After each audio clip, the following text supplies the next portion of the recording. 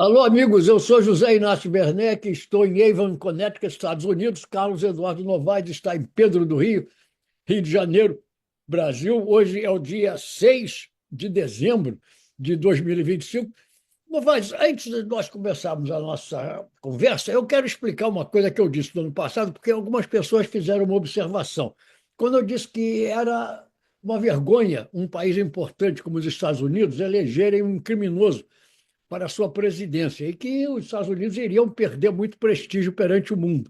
Houve quem falasse, e o Lula? Acontece que os casos não são bem iguais. O Lula foi condenado, houve um processo judicial contra ele, apresentou-se à prisão, foi à prisão, e o processo depois foi revisto pela justiça brasileira, encontraram irregularidade e parcialidade por parte do juiz Sérgio Moro. O Donald Trump, ele simplesmente desobedeceu, ignorou, até zombou do sistema judicial americano. Ele foi achado culpado em 34 acusações por um tribunal de seus pares, um tribunal de júri, um tribunal popular, não foi um juiz singular. Foi condenado, o juiz não deu a sentença simplesmente porque, como ele foi eleito, ele não pode ir para a prisão, ele já está eleito, ele não pode ir para a prisão. E há outros 3 processos contra ele que, quando ele deixar a presidência, continuarão a fluir, deverão continuar a fluir, apesar de toda a resistência da Suprema Corte dos Estados Unidos. Então, são casos diferentes e, além disso, é preciso ressaltar que o Brasil nunca teve a pretensão de ser um líder mundial, né? Líder mundial, líder do mundo livre. O Brasil não tem essa pretensão, os Estados Unidos têm. São situações bem diferentes. Agora, eu acho que eu gostaria de ouvir o que você tem a me dizer sobre o Botafogo. Eu estava pensando, inclusive, que nós íamos começar este programa falando do Botafogo. Então, E não estamos era nem começando. falando pouco, porque o Botafogo ganhou no domingo e ganhou na quarta-feira. Então, e vai ganhar. Agora tem a chance de ser o campeão brasileiro nesse fim de semana. É verdade. E a gente conta aqui com a adversidade, o conflito entre os torcedores do Palmeiras e os torcedores do São Paulo. Eu duvido muito que o São Paulo, é claro que o São Paulo não vai fazer corpo mole para perder o jogo e isso aí não seria nem honesto. Mas talvez não jogue com a mesma disposição com que o Fluminense vai jogar contra o Palmeiras, que o Fluminense está com água no pescoço e precisa de um bom resultado, talvez um empate. Eu estou prevendo um empate do Fluminense com o Palmeiras. Mas o Botafogo, aquela vitória sobre o Internacional, eu acho que ela prenunciou a conquista do campeonato, porque o Internacional martelou o Botafogo o tempo todo, mas não chegou lá. Agora, eu queria falar, era sobre a vitória na Libertadores. O Botafogo jogando com 10, É, mais de 90 minutos, porque é o incrível, Gregory incrível. foi expulso com É. 25 segundos ou coisa parecida, e o Botafogo conseguiu, jogando com 10, ganhar de 3-1 do Atlético Mineiro. Isso é um negócio fantástico. Agora, passamos por 2 sustos. E eu quase desliguei a televisão logo no primeiro lance em que o Gregory foi expulso. Eu digo, porra, 1 minuto de jogo, esse cara é expulso, acabou. Vou desligar e vou É, fazer outra coisa, vou fazer palavras cruzadas. é. E depois, no primeiro minuto do segundo tempo, quando o Atlético Mineiro fez o primeiro gol. Eu Eu digo, acompanhei porra, daqui. ainda tem mais 45 minutos para a gente sofrer aí essa pressão que o Um Atlético. homem a menos, é. Pois é, pô, foi difícil e foi Não, empolgante, foi não, não, emocionante. não, eu acho que foi realmente uma coisa marcante. Agora, o Botafogo vai para o Campeonato Mundial de Clubes agora, né? Nesse fim de ano. Provavelmente, né? Espera-se vá enfrentar o Real Madrid na final. E no ano que vem, 2025, o Botafogo já está inscrito na primeira Copa do Mundo da FIFA para clubes de futebol do mundo inteiro. Né? E eu O estou aqui com as Botafogo, chaves, olha. eu sei, o Botafogo ano que vem vai jogar 7 torneios, a começar pelo Campeonato Carioca e por aí vai. E Copa do Brasil, e Brasileirão, e Recopa, e Libertadores, e esses jogos na Europa também, do Mundial de Clubes. São 32 clubes. E eu E estou vendo quatro. aqui, ó, Grupo B, Paris Saint-Germain, Atlético de Madrid, Botafogo e Seattle Sounders, que é o time dos Estados Unidos. Aliás, os Estados Unidos tem o Seattle Sounders e tem também o Inter Miami. É, o time do Messi, né? É, o time do Messi que entrou pela janela, né? Porque, na realidade, o time do Messi foi eliminado logo na primeira rodada da decisão do Campeonato Americano. Tinha sido o líder ao longo da temporada, mas logo na primeira rodada dos chamados playoffs, porque aqui é um sistema misto. Eles têm por pontos ganhos e depois tem o mata-mata. E o Botafogo, não, o Inter Miami do Messi foi eliminado. Então entrou assim um pouco na base do favoritismo. Mas vamos ver o que vai acontecer. O fato é o seguinte: o John Textor deve estar muito satisfeito, porque ainda hoje saiu hoje ou ontem, saiu uma matéria no Economist da Inglaterra, dizendo que realmente foi um grande investimento que ele fez. Foi. Porque ele botou lá, eu acho que 63 milhões, e com esses resultados todos que o Botafogo vem conseguindo, e mais esse Mundial de Clubes, de que vai participar, e mais a decisão do campeonato, atual Campeonato Mundial de Clubes, sem ter a grandeza que vai ter no ano que vem, mas que o Botafogo pode pegar o Real Madrid. Tudo isso vai trazendo muita receita para o Botafogo. O E Botafogo ganhou 130 milhões é, ao conquistar a Taça Libertadores. então eu acho que. E outra coisa que eu achei muito curiosa foi que o Milei, da Argentina, começou a dizer que os clubes argentinos precisam adotar o método das SAFs, né, as Sociedades Anônimas de Futebol do Brasil, que tem aí o Botafogo, o próprio Atlético de Madrid, o Vasco da Gama. Se bem que no O caso do Atlético de Vasco Madrid, não. Atlético O Mineiro, Atlético perdão. Paranaense. Não, Atlético Mineiro também, né? Atlético Mineiro também é uma SAF. E tinha Eu o não sei se o Cruzeiro, Atlético Mineiro é, mas eu sei é, que o Atlético Paranaense é uma SAF.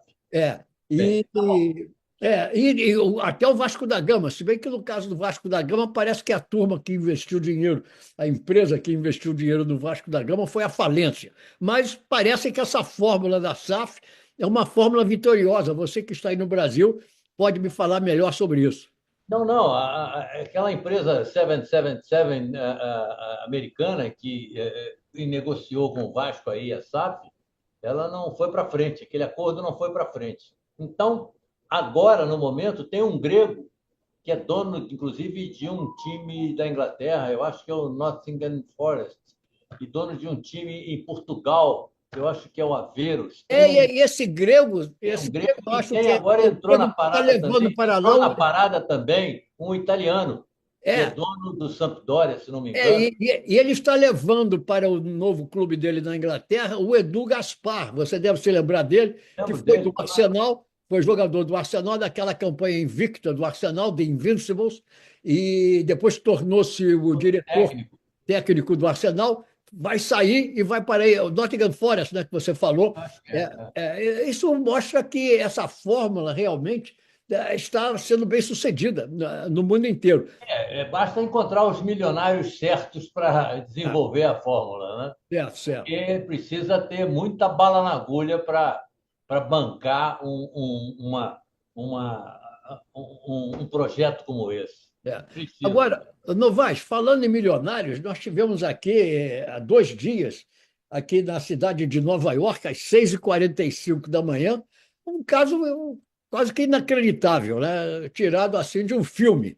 É, um cidadão foi lá e matou o CEO, o Chief Executive Officer, de uma das É, maiores empresas dos Estados Unidos, a United Healthcare, com 2 tiros nas costas.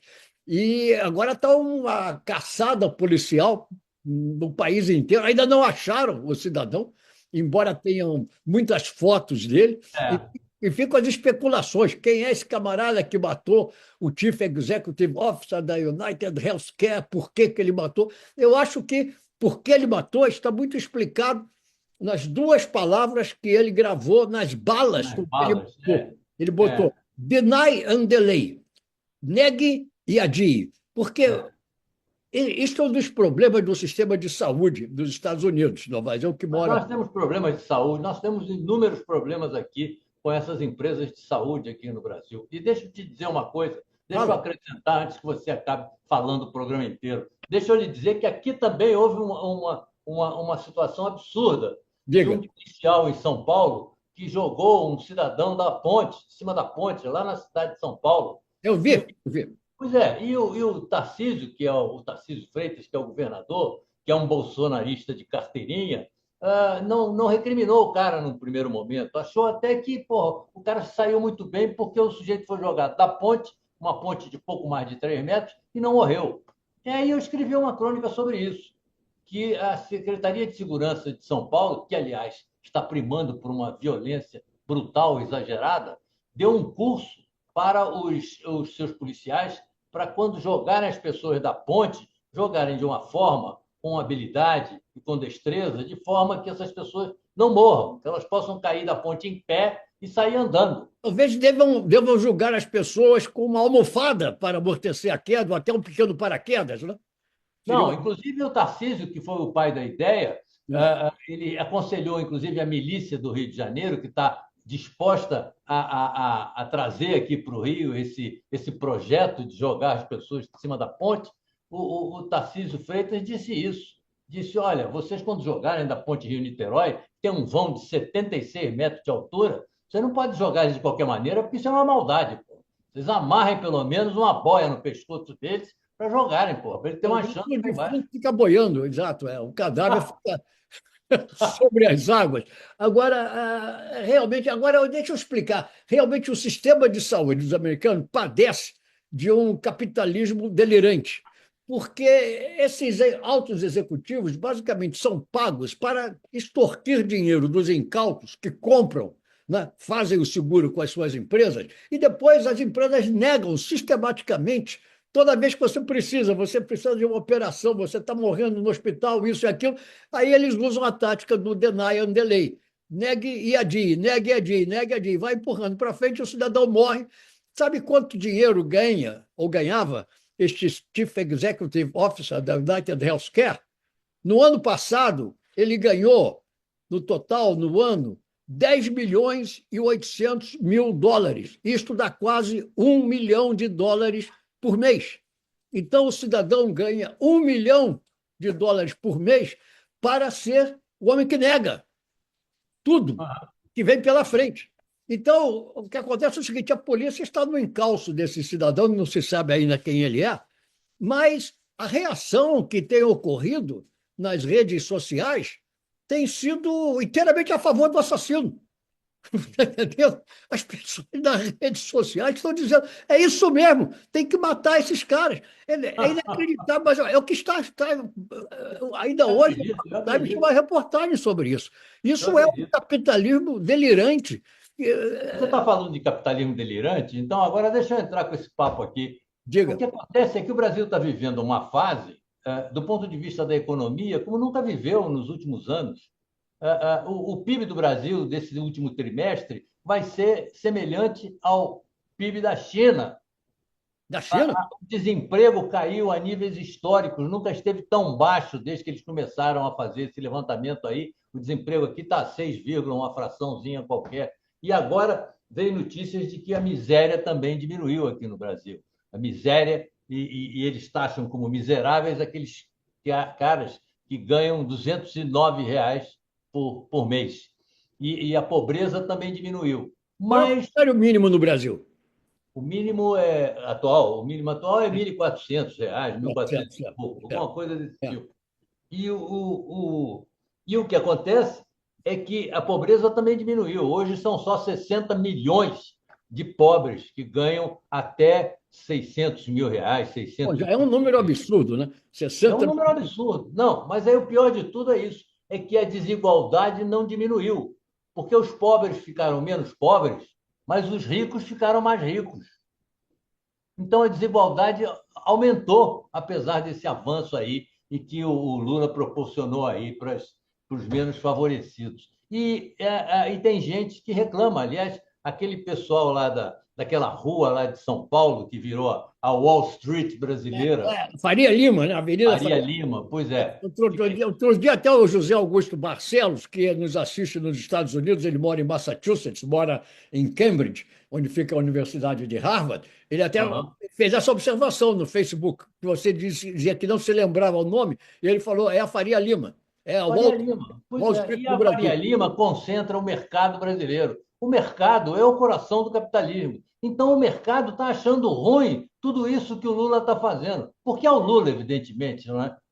Porque é um governo dito ou tido como governo de esquerda, que eu nem assino embaixo dessa questão. Mas e tem gente, agora mesmo está a coluna aqui da Vera Magalhães, que é uma colunista aí do Globo, dizendo que o mercado está chiando, está torcendo o nariz. Quer dizer, então eu não sei o que esses caras estão querendo. A gente diminui a pobreza, diminui a miséria, diminui o desemprego, pô. Aumenta o PIB do Brasil. Não, precisa tomar cuidado, porque se o PIB crescer demais, aí vem uma inflação, e a inflação. E também esse PIB que cresceu, cresceu em cima dos gastos de família, então isso não conta muito, blá, blá, blá, blá, blá, blá. Então, sabe, estão sempre O PIB que encontrando uma cresceu. maneira de Peraí, ferrar o o PIB, governo. o PIB que cresceu, cresceu em cima de quê? Não, de gastos de Ah, família, certo, certo, certo, certo, de certo. consumo de família. É. Então, eles acham que isso aí é muito pouco, tinha que crescer em cima das indústrias, em cima dos serviços. Também cresceu em cima disso, mas em proporções menores. Então, nunca está satisfeito, porque não é um governo que convém a Faria Lima, né? Porque ali está o coração do capitalismo, que é tão delirante ou mais do que os americanos, do que o dos americanos. Copiam, né? Porque o Brasil copia tudo que é feito nos Estados Unidos. E ninguém precisa ser um gênio para compreender que a maneira de fazer uma economia e um país crescer é trazer para consigo a massa pobre. Então você fala 60 milhões ainda que estão abaixo da linha de pobreza, então tem que trazer essa massa para a economia nacional, porque eu espero que um dia eu possa chegar ao Brasil, porque eu frequentemente faço as minhas viagens ao Brasil, e espero chegar, pegar um carro e não encontrar aquelas pessoas fazendo malabarismo, equilibrando bolinha no nariz e ou vendendo balinha em cada sinal de trânsito que você para. Porque numa sociedade economicamente justa, você não precisa que as pessoas tenham que recorrer a isso para conseguirem se alimentar. Então, Mas não vai ter nunca, Zé Inácio, não vai ter nunca uma sociedade economicamente justa montada em cima desse sistema econômico, porque esse sistema econômico é injusto. Ele estimula a desigualdade. É por isso é, que diminui o número de pobres e aumenta o número de ricos. Então não dá na mesma, não altera em nada. A desigualdade permanece ou cresce mais até. Quer é. dizer, eu não acho que isso aí a gente deveria recorrer a um sistema socialista ou comunista ou coisa parecida. Não é isso. Mas tornar esse capitalismo aqui, que nos afoga, mais humano, mais social, talvez inspirados nesses regimes lá da Escandinávia, porra. Eu não sei, mas eu acho que a gente não vai ver, e não sei se os filhos e netos irão ver, um Brasil mais justo.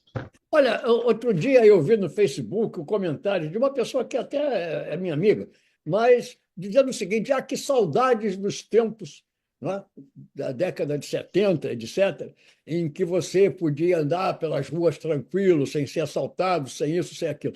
Então, as pessoas estão querendo dizer que para haver uma segurança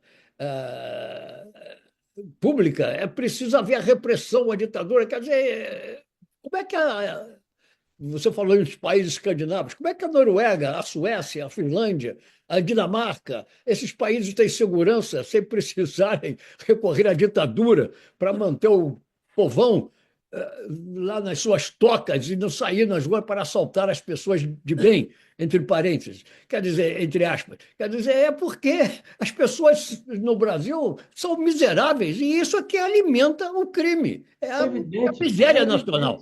é evidente que é isso que alimenta o crime. Agora, eu quero fazer duas observações aqui. Primeiro, porque deve estar sendo assinado agora, lá em Montevidéu, no Uruguai, o acordo do Mercosul com a União Europeia. Eu ia falar sobre isso. Levaram 25 anos negociando e o Macron está lá na França, porra, cuspindo marimbondo, porque. Ele está cuspindo marimbondo porque os agricultores Isso, eles são muito fortes. E é. agora, esse acordo ele chegou agora, digamos, ao seu ponto final, os países concordaram e vão levar adiante, apesar da resistência do Macron, que aliás está fazendo um pouco de resistência também para a arquibancada. Ele Ele sabe que está no meio de uma crise política, né? Inclusive, o primeiro-ministro dele foi, foi mandado para escanteio, pô. Exato. Então ele está fazendo um pouco de jogo para a arquibancada. Agora, esse acordo saiu agora em grande parte, não, em alguma parte, como reação, quer dizer, já estava para sair, mas agora, então, foi precipitado, digamos, a finalização desse acordo pelas ameaças do Donald Trump. O Donald Trump está fazendo ameaças não apenas ao Brasil e a outros países, mas aos países, além da China, aos próprios países europeus, com tarifas ou impostos de importação. Então, esses países estão procurando uma saída que não seja os Estados Unidos. Eu já falei aqui no passado e vou repetir. O segredo da pujança econômica dos Estados Unidos está no tratado, no acordo de Bretton Woods, depois da Segunda Guerra Mundial, assinado em Nova York, que tornou o dólar a moeda de conversão universal. Isso é que dá a força. Todo mundo no mundo inteiro tem que comprar e vender em dólar. O dólar é o ditador da economia mundial. Daí vem a força dos Estados Unidos. E o Donald Trump fazendo essas ameaças porque ele viu o que os BRICS estão pensando em fazer. O que é que os BRICS estão pensando em fazer? Criar uma moeda entre eles, justamente para fugir da área do dólar. Quer dizer, então, eu estava lendo hoje um artigo no New York Times dizendo o seguinte: essa ameaça do Trump ela é perigosa para os próprios Estados Unidos, porque ela vai acabar desaguando numa reação exatamente disso, dos países do BRICS e de outras áreas econômicas que vão procurar fugir da área do dólar, vão procurar maneiras de amenizar essa verdadeira ditadura econômica exercida pelo dólar. Quer dizer, isso no fundo e no fim pode ser prejudicial para os próprios Estados Unidos. Não duvido, não duvido. Eu acho que é isso mesmo que vai acontecer. Agora, eu queria falar era o seguinte, que, aliás, eu comentei isso com você no programa anterior. É a discussão que está havendo no Supremo em torno da responsabilização das Big Techs pelas ofensas, e pelas agressões e pelas ilegalidades. Quer dizer, isso é um absurdo. Você não pode. Primeiro, eu não sei como é que isso funciona em 197 países, mas eu sei que essas Big Techs estão em 197 países, que é o número que consta lá da ONU. Como é que esses caras, como é que essas Big Techs vão conseguir controlar a liberdade de expressão a ponto de parar quando o país se achar ameaçado pela ditadura, se achar escorraçado com a sua democracia? Como é que isso vai ser feito? Como é que uma fake news pode ser provada através de uma dessas Big Techs que é uma fake news? Pode ser uma fake news aqui no Brasil e não ser uma fake news lá no México. Quer dizer, é um disparate, na minha opinião. Eles estão querendo, inclusive, acabar com o artigo 19 como é que se chama aquilo? Do Marco Civil da Internet. E o artigo 19 diz que a responsabilidade das Big Tech só virá a responsabilidade se ela não cumprir as decisões judiciais do governo. Então, o que tem que ser feito é o governo criar nem que seja um ministério para acompanhar porque o que é moral aqui é imoral lá no Irã. Eu não sei como é que funciona a Meta, como é que funciona o Google, como é que funciona o Instagram, quer dizer, pelo resto do mundo, mas é impossível que elas se mantenham responsáveis por tudo que se fala, por tudo que se escreve, por tudo que se inventa, pô. Isso tem que ser, porque, inclusive, o que é verdadeiro para um pode não ser para outro país. Então, eu acho que é uma loucura esse relator dessa questão, inclusive, é o Dias Toffoli. O Dias Toffoli, você sabe, ele foi enfiado pela goela abaixo do Supremo pelo Dirceu, porque o Dias Toffoli não conseguiu ser aprovado nem em 2 concursos que ele fez para juiz, pô. E ele é o relator desse problema. E ele está caindo de pau nas Big Techs, achando que as Big Techs é que tem que ser responsáveis por isso. A fake news aqui. Como é que a Big Tech vai saber o que é fake news ou não, se não for uma coisa flagrante, visível, ostensiva? Como é que vai saber, pô? E como é que controla isso num planeta inteiro, com 7 bilhões de pessoas aí? Não sei, eu acho que o Supremo está querendo tirar o dele da reta e descansar na sombra dos seus altos salários e empurrar isso para a Big Tech resolver, e elas não vão resolver, porque vão tolher a liberdade de expressão, porra. cara pode não ser a favor da democracia da forma como ela existe e se manifestar. Ah, não, não pode. Democracia só pode falar até onde vai a democracia. Se quiser ir além e propor outro tipo de regime, não pode. Isso é proibido. Isso não. Pô, não é assim que a banda toca. É.